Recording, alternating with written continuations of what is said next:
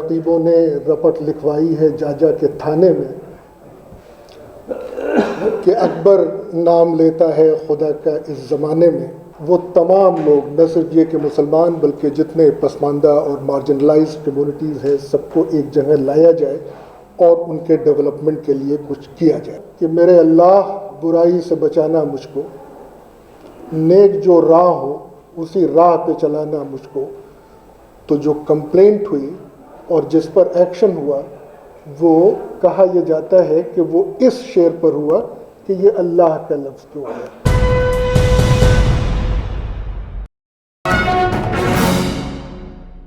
مجھے نہیں معلوم کہ اکبر الہ آبادی کو وہ کون سی چیز اس زمانے میں 19ویں صدی میں پریشان کیے رہتی تھی جب انہوں نے یہ لکھا کہ رقیبوں نے رپٹ لکھوائی ہے جاجا کے تھانے میں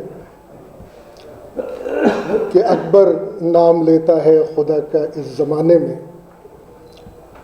میں لٹریچر کا آدمی نہیں ہوں، لیکن خیال یہ کہتا ہے کہ غالباً پہلی جنگ آزادی میں جو مسلمانوں کا رول تھا اور اس سے جو انگریز اور اس زمانے کے حکمراں مسلمانوں سے نالاں تھے، تو کسی نہ کسی بہانے اس قوم پر ان کی عتاب کے شکار ہوتے تھے،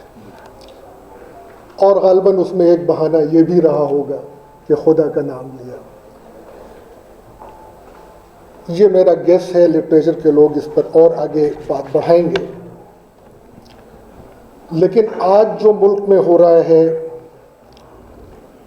ہمارے اس عظیم ملک میں جس کی کہ پہلی جنگ عظیم میں ہم لوگوں کا بہت بڑا ہاتھ رہا، رہنما کے طور پہ رہے، وہاں بھی آج کل اسی طرح کی شکایتیں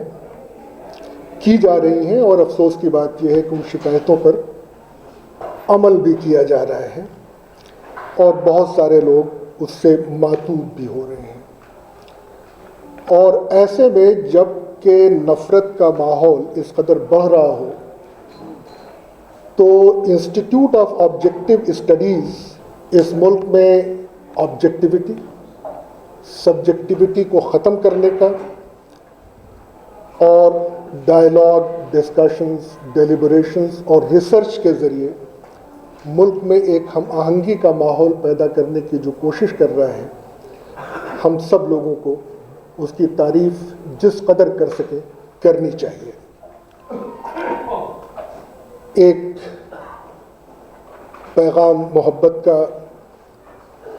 اور نہ صرف یہ کہ میسج بلکہ اس پر پرو ایکٹیولی عمل کرنا، تاکہ وہ تمام لوگ نہ صرف یہ کہ مسلمان بلکہ جتنے پسماندہ اور مارجنلائز کمیونٹیز ہیں سب کو ایک جگہ لایا جائے اور ان کے ڈیولپمنٹ کے لیے کچھ کیا جائے۔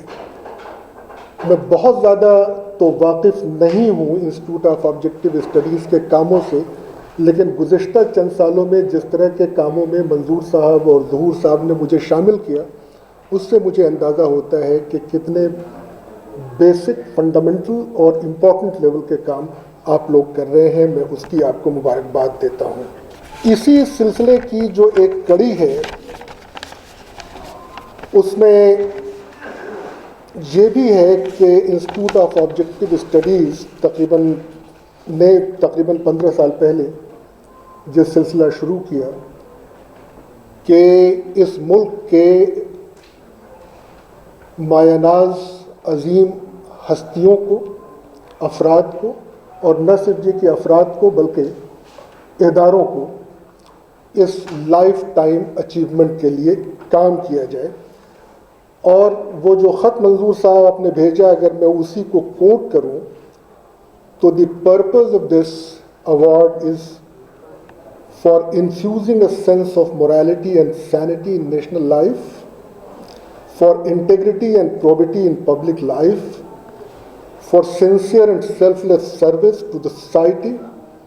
especially to the marginalized group and communities. یہ ان لوگوں کو یہ ایوارڈ دیا جاتا ہے،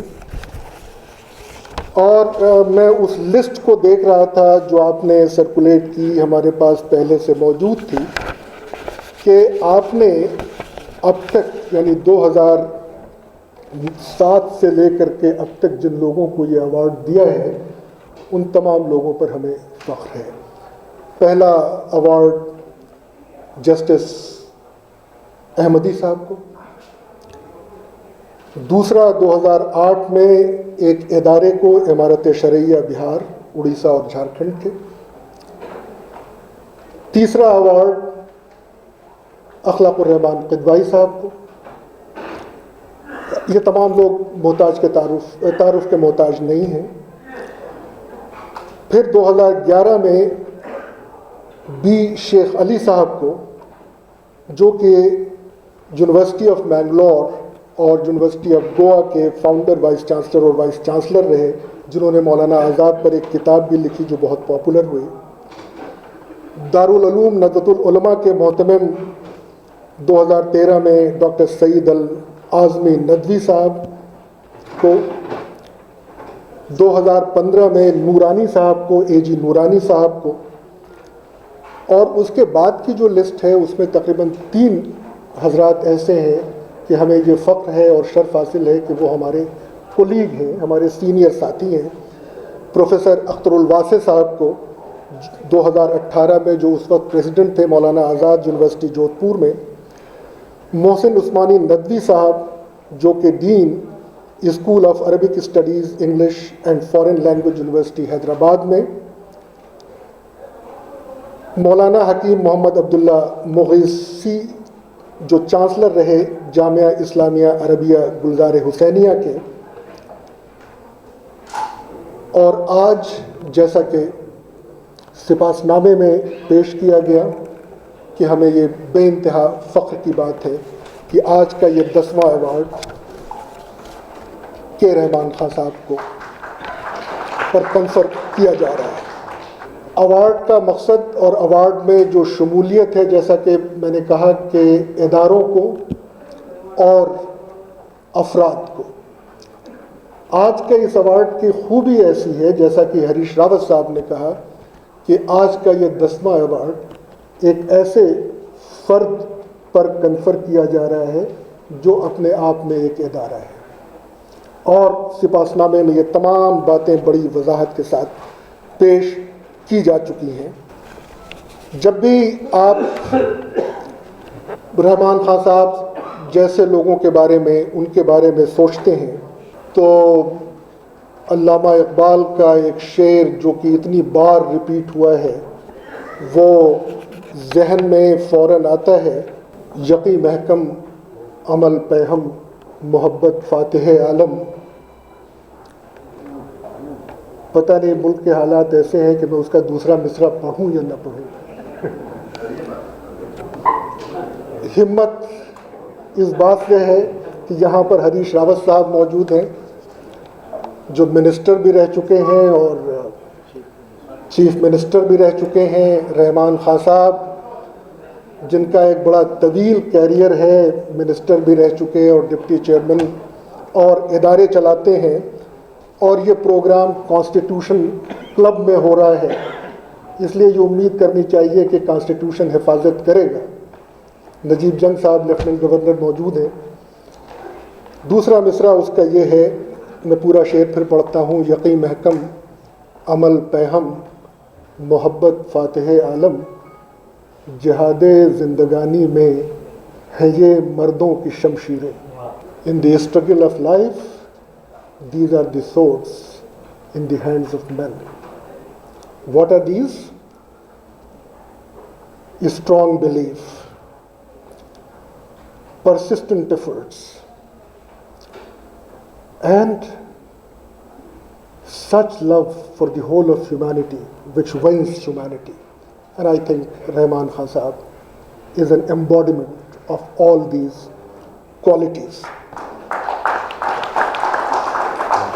میرے ڈر کی وجہ وہ جدید حادثہ ہے جو چند دنوں پہلے ہوا، کہ وہ پریئر جس کو کہ ہم سب لوگ اپنے اسکولوں میں اور تمام طرح کے اسکولوں میں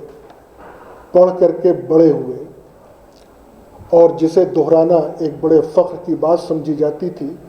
اور لوگ دعا یہ دیتے تھے کہ کاش کہ یہ شخص جو پڑھ رہا ہے، یہ بچہ جو پڑھ رہا ہے، اس کی زندگی میں یہ تمام خوبیاں پیدا ہو جائیں۔ لب پہ آتی ہے دعا بن کے تمنا میری، زندگی شمع کی صورت ہو خدایا میری۔ تو اس سے بڑے انلائٹنمنٹ کا تصور اور کیا کیا جا سکتا ہے۔ اور مزے کی بات یہ ہے کہ اس کے ایک شعر پر جو یہ تھا کہ میرے اللہ برائی سے بچانا مجھ کو، نیک جو راہ ہو اسی راہ پہ چلانا مجھ کو،